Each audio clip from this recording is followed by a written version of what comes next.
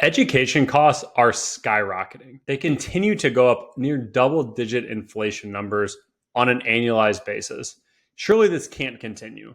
But one question we get time and time again from the business owners that we work with is what is the best way to fund my child's college education? And obviously, there's many factors to consider when we're thinking about paying for college and education planning. But today, we're going to unpack all of the different strategies and ways we encourage clients to think about education planning.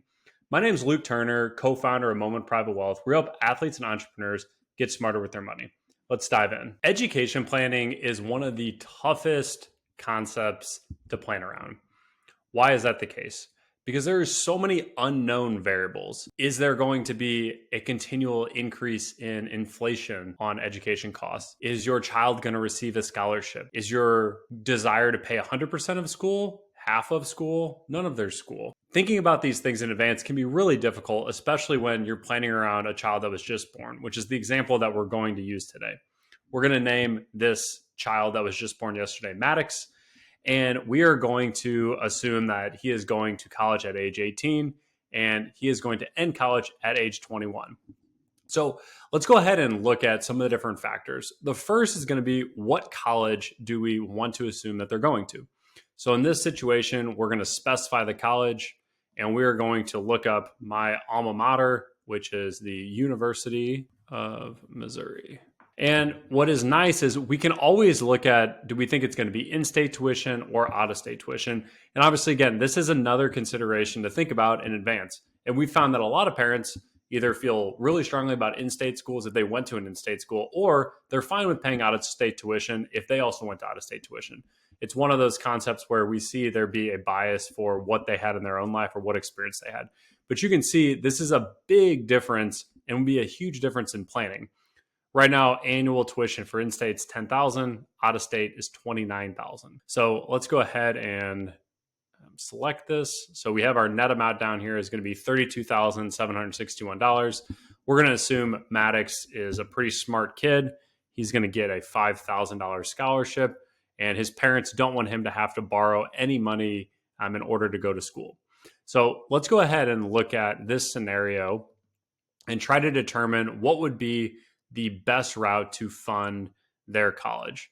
So a couple things to consider when we think about education accounts and funding education. The first is, what are the types of vehicles that we want to use in order to fund an education expense? And typically there's two main vehicles. There's a 529, which you've likely heard of, or using just a traditional taxable account. So let's talk a little bit about the pros and cons of this before we dive into this analysis. So for 529, there's a couple main pros. The first is that if you're in a state that they allow a state tax deduction, you potentially will get a small state tax deduction. In the state of Missouri, they do allow a state tax deduction, but in other states, they do not. So putting money in could get you a tax benefit, and that money is going to grow tax-free and then come out tax-free as long as you use it for educational expenses. So in this example, we assume that we're going to fund upfront in a lump sum of $25,000 when Maddox is born.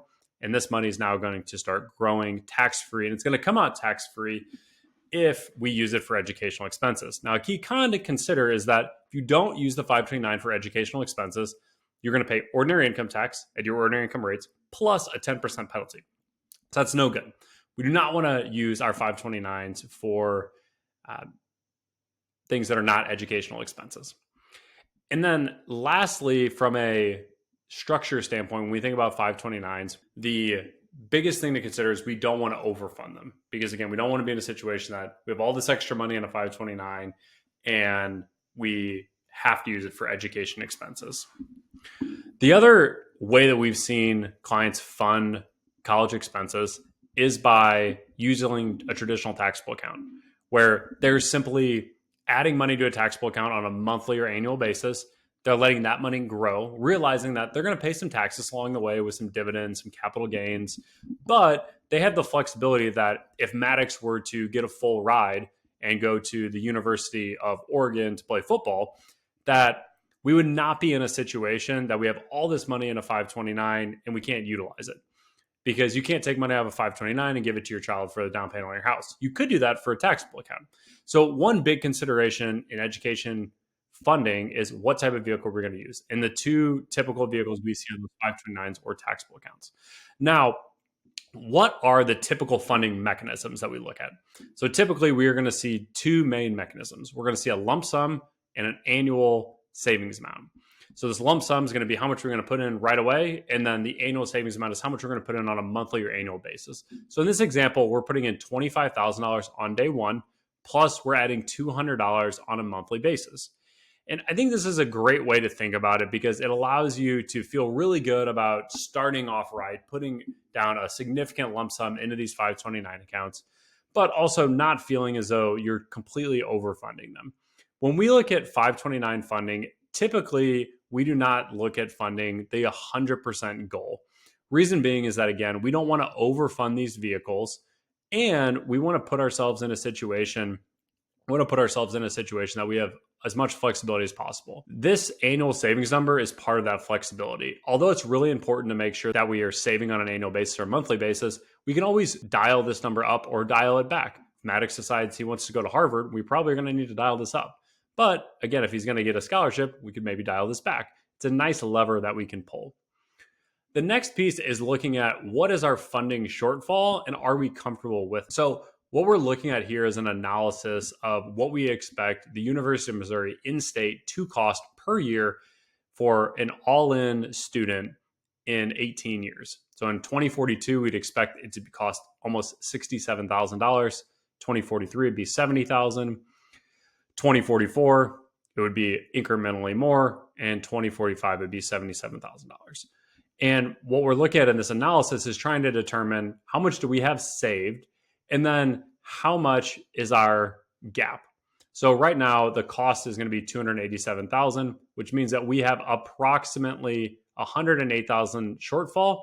But that also means that we have about $180,000 set aside for Maddox's education. And the way that we like to think about this is it's much more of an art than a science. There's no perfect answer to how much we want to plan to save for a 529 or an education program. But one thing is paramount is that you have a strategy in place and you make sure that you're reviewing that strategy on a regular basis. Because the last thing you want to do is you want to get to the point that you are sending Maddox away to school and you realize either one, you have way too much money in your 529 accounts, or two, you don't have enough and you haven't planned to pay it out of your cash flow from your income.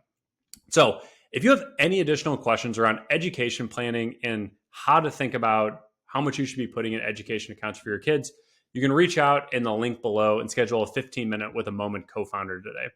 Have a great day.